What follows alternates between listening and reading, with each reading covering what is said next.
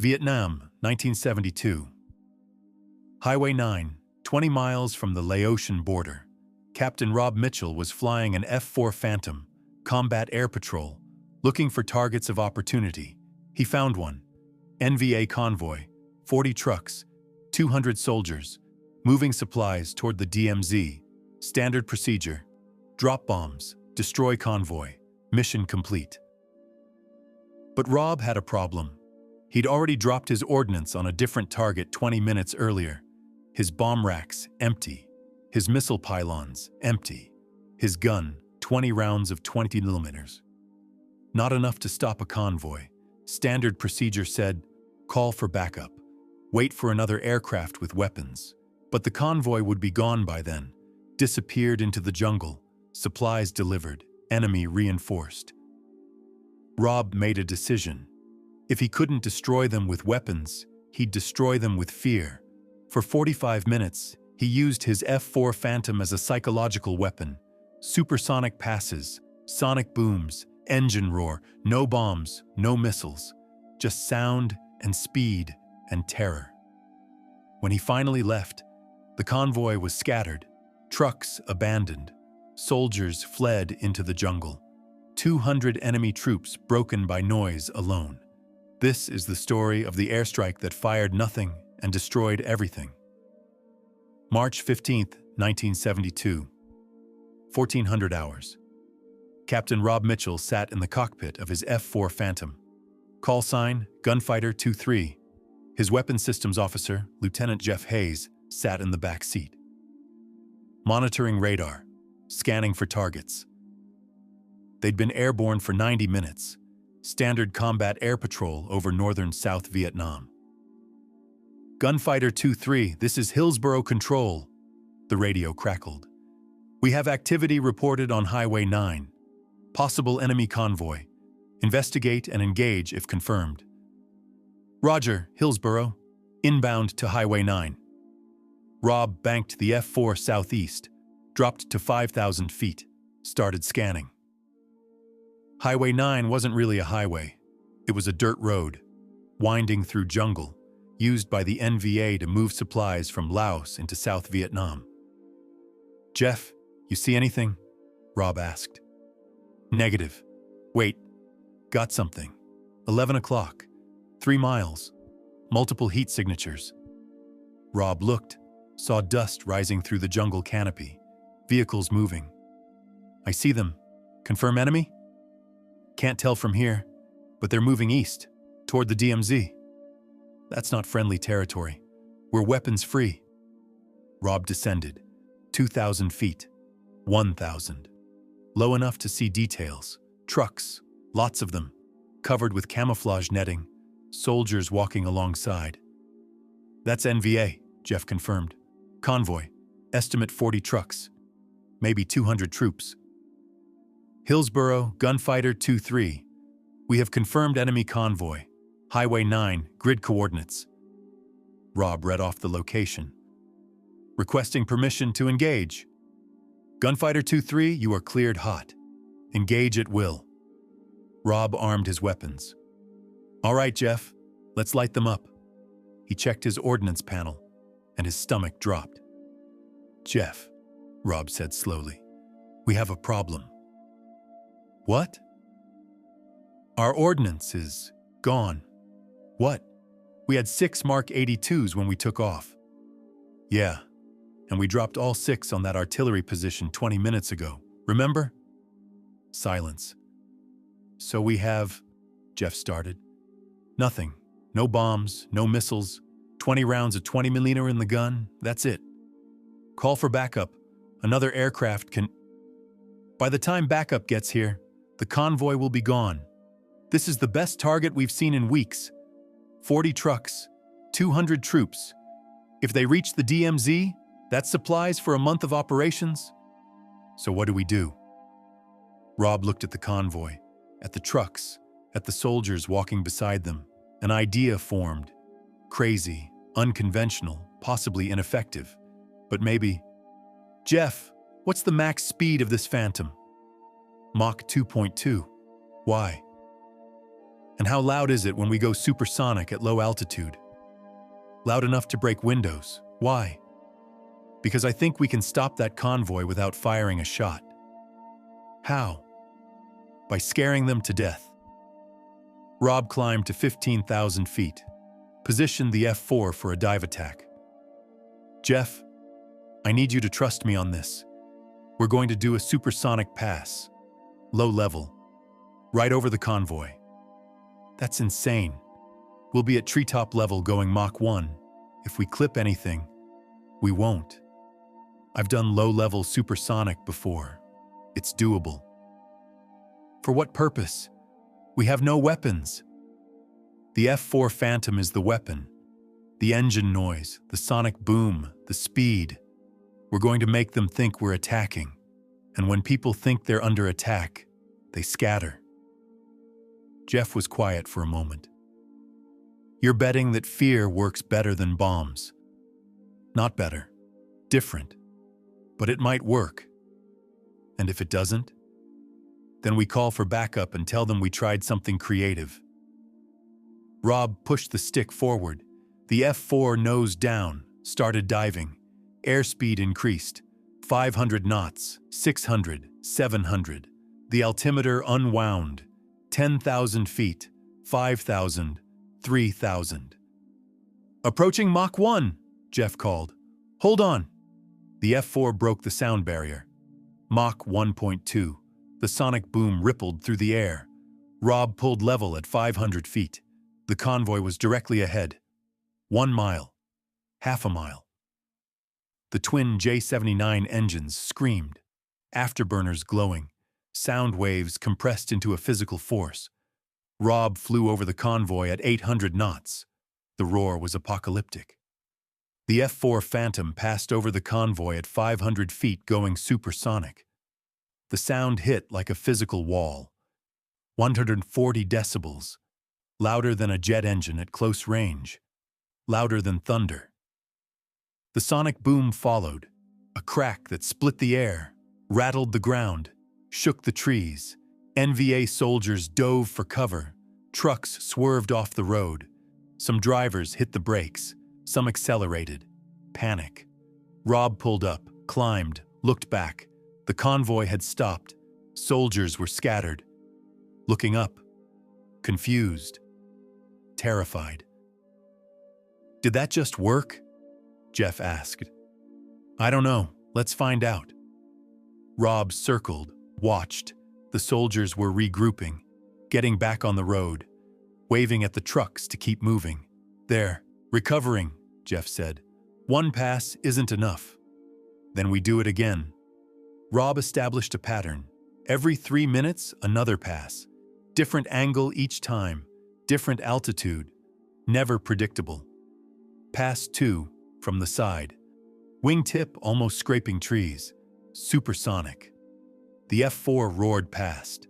Soldiers dove again. This time some didn't get up right away. Pass 3, high speed, low altitude, directly down the road. The sustained roar, engines at full power, no break in the sound.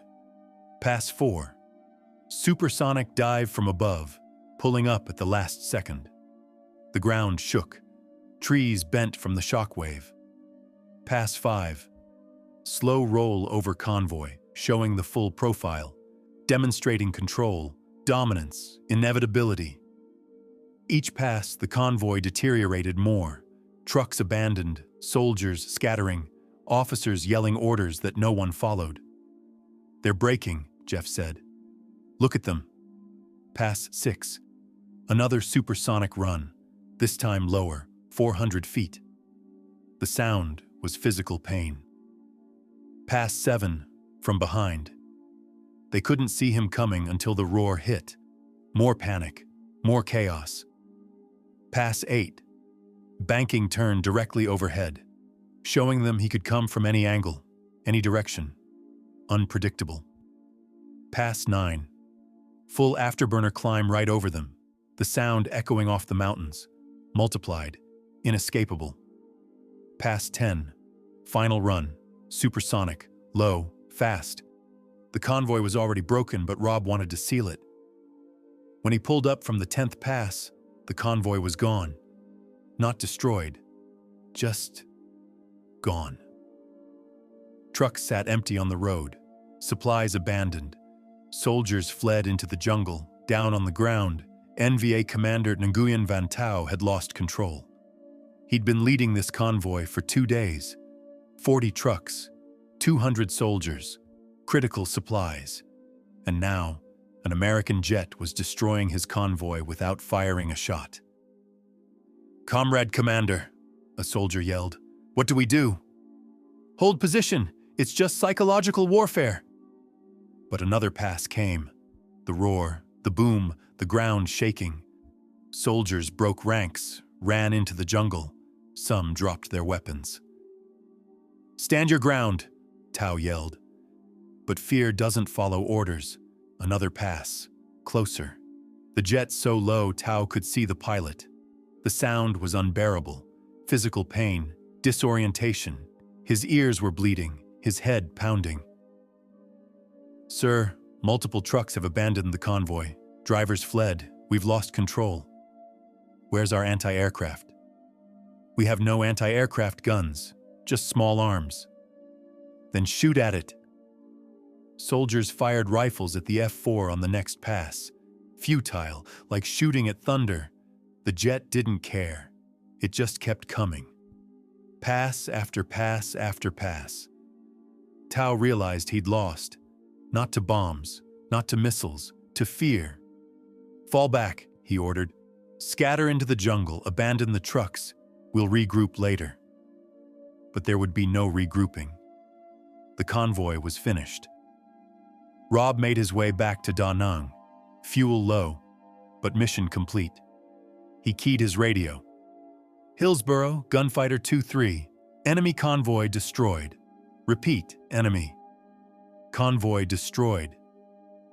"Gunfighter 2-3, confirm, enemy convoy destroyed? We're not showing any ordnance expenditure from your aircraft." "That's correct, Hillsborough.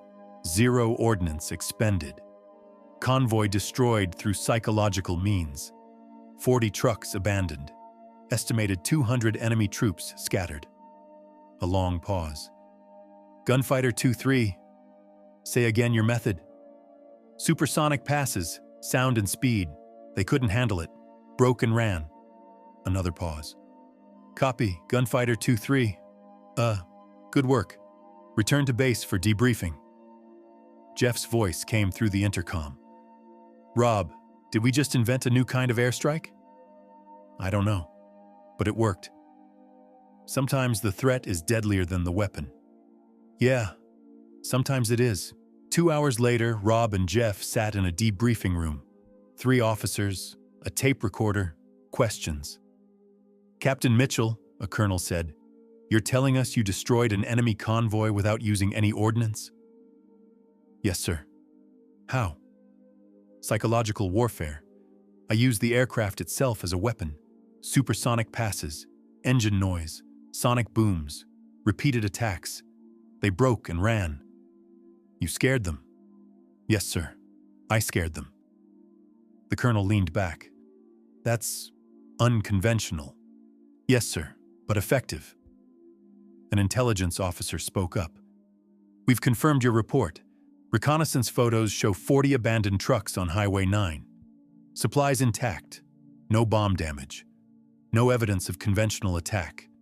The enemy just left. Because they thought they were under attack," Rob said. "And when you can't fight back against something, when you can't see it coming, when you can't defend yourself, fear takes over." "This could be significant," the intelligence officer said. "If sound alone can break enemy formations." "It won't work every time," Rob said. "They were already in a vulnerable position. Open road, no cover, no air defense. If they'd been dug in or had AA guns, it wouldn't have worked." "But in the right circumstances?" "In the right circumstances, yes. Sound can be as effective as bombs."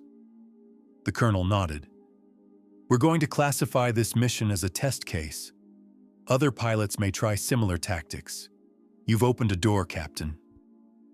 Word spread. The pilot who destroyed a convoy with no weapons, the sonic boom tactic. Other pilots tried it. Some succeeded, some didn't. Captain Lisa Wright used it against an enemy column near Hue. 15 passes, enemy scattered, 0 ordnance used. Major Tom Chen tried it against a dug-in position. Didn't work. Enemy was prepared. Had cover. The tactic was situational. It worked against exposed, mobile targets, not against fortified positions. Psychological Impact Assessment F-4 Sonic Boom Operations became an official Air Force study in 1973. Key findings: sound at 140 plus decibels causes physical discomfort and disorientation. Repeated exposure without ability to respond increases panic. Enemy forces without air defense are particularly vulnerable. Ordnance expenditure reduced by 100% when tactic is effective. The study concluded, in appropriate circumstances, the F-4 Phantom can serve as a psychological weapon, using engine noise and sonic booms to achieve mission objectives without expending ordnance. In 2010, Rob Mitchell returned to Vietnam. Tourist trip. Final closure. He visited Highway 9.